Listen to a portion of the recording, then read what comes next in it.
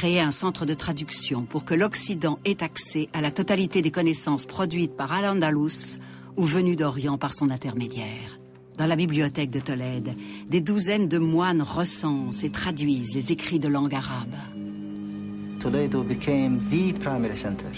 Tolède est devenu le plus important centre de transmission du savoir arabe.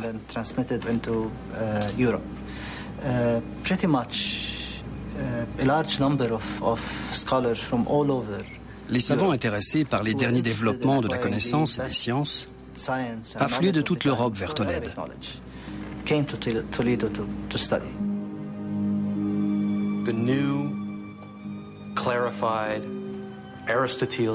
La vision aristotélicienne du monde, revue à la lumière de la pensée d'hommes comme Averroès et Maïmonide, a puissamment stimulé l'esprit des penseurs en quête d'une compréhension rationnelle du monde.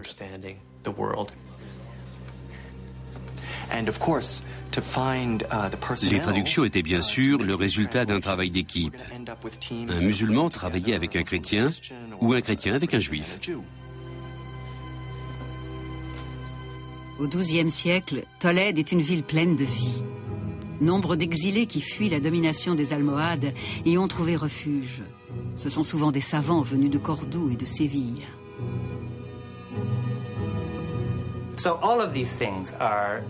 En fait, l'Espagne chrétienne a dû son épanouissement à l'effondrement tragique des communautés chrétiennes et juives dans l'Espagne musulmane.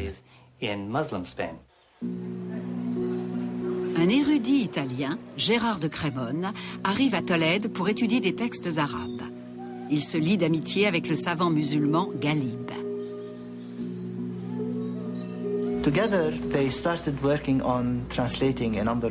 Ensemble, ils ont commencé à travailler sur la traduction de nombreux textes arabes de la bibliothèque de Tolède.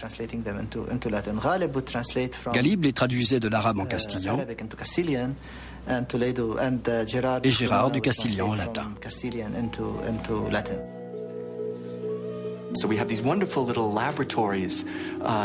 Chacune de ces merveilleuses équipes de traducteurs représentait en quelque sorte une petite expérience d'échange interreligieux.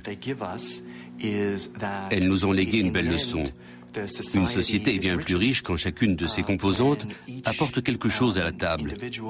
On est aux antipodes du « c'est ma société, ma culture, ma religion qui sont les bonnes et qui méritent d'être connues ».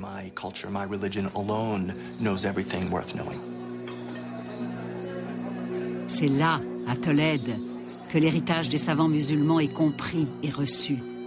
Il contient les ferments d'un mouvement à venir, la Renaissance.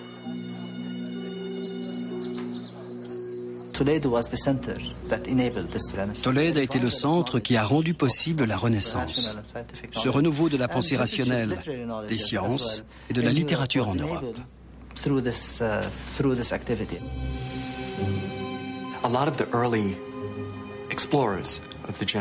Parmi les premiers explorateurs, ceux de la génération de Christophe Colomb, nombreux sont ceux qui ont utilisé l'astrolabe.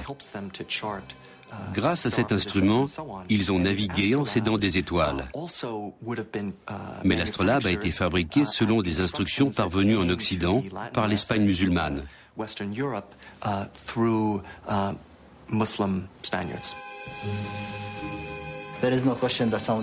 Christophe Colomb a utilisé de tels instruments, nous en sommes sûrs, comme nous savons que certains de ces marins étaient musulmans ou d'origine musulmane.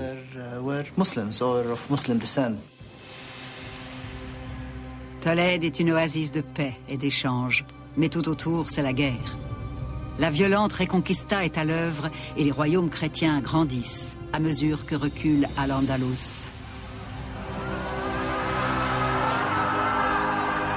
Hors de Séville, l'armée almohade tient fermement ses positions et Alphonse VIII de Castille est battu lors de la bataille d'Alarcos, que relate Al-Chemiari, un chroniqueur musulman du XVe siècle. Les deux armées se rencontrèrent près du pont d'Alarcos et la bataille éclata. L'ennemi s'enfuit et fut pourchassé du matin jusqu'à midi. Le camp des chrétiens fut pillé et environ 30 000 d'entre eux furent tués. Moins de 500 musulmans moururent en martyrs. Les Almohades ont mis les chrétiens en déroute et les ont contraints à signer un traité de paix qui a duré environ 10 ans. Pour les chrétiens, cette victoire musulmane est un choc. Mais elle sert de catalyseur au ralliement des royaumes chrétiens autour d'une même cause. En 1207, le pape déclare l'Espagne terre de croisade et demande aux armées de toute l'Europe de se joindre à la Reconquista. Les chrétiens d'Espagne ne se battaient plus seuls contre les Almohades. Des troupes arrivaient de France et d'Allemagne. Des croisés se mettaient en marche, et d'autant plus que les croisades en Terre Sainte avaient échoué. Ils ne sont pas en marche par simple appétit de conquête, mais parce qu'ils ont la certitude que Dieu attend d'eux une Espagne purement chrétienne.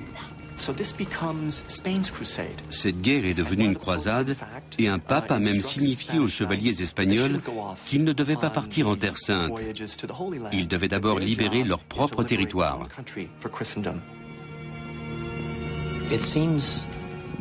Sacrifier sa vie pour Dieu semble être une valeur très importante dans les religions monothéistes. Aujourd'hui, à cause des attentats suicides, nous attribuons cette attitude plutôt à l'islam. Mais mourir en martyr au combat est tout aussi profondément ancré dans la foi chrétienne.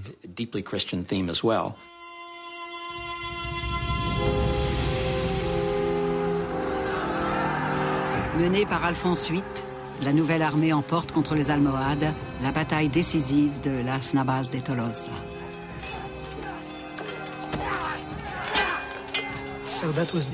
Pour les chrétiens, c'était le jour de la revanche. Les Almohades ne s'attendaient pas à affronter une armée aussi puissante. La déroute a été complète.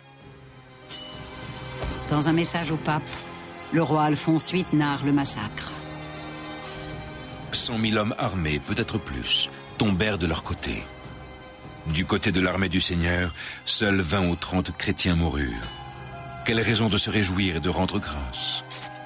Mais il y a un regret dans notre cœur, que d'une si grande armée, si peu de martyrs aient rejoint le Christ.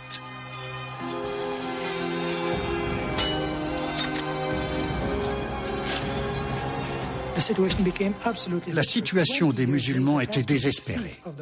Les chrétiens prenaient les villes, les unes après les autres.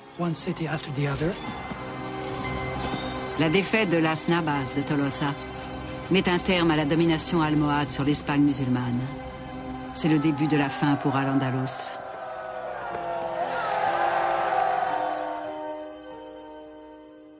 En 1236, les armées chrétiennes s'emparent de Cordoue, cœur et joyau de l'érudition et de la culture andalouse.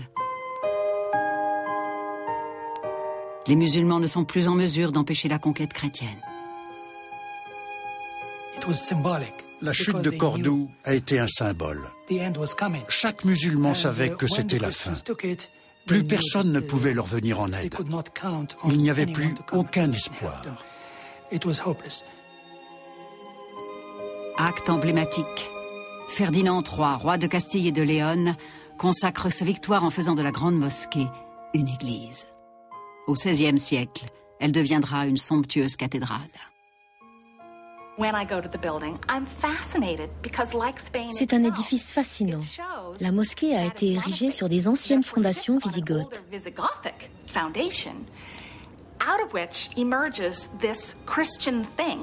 Puis elle est devenue une cathédrale catholique. C'est l'histoire même de l'Espagne, ces couches qui se superposent tout en se mélangeant et qui sont inséparables à plus d'un titre.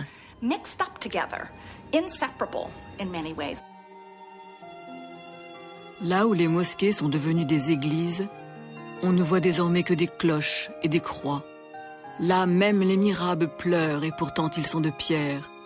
Là même les chairs gémissent et pourtant elles sont de bois.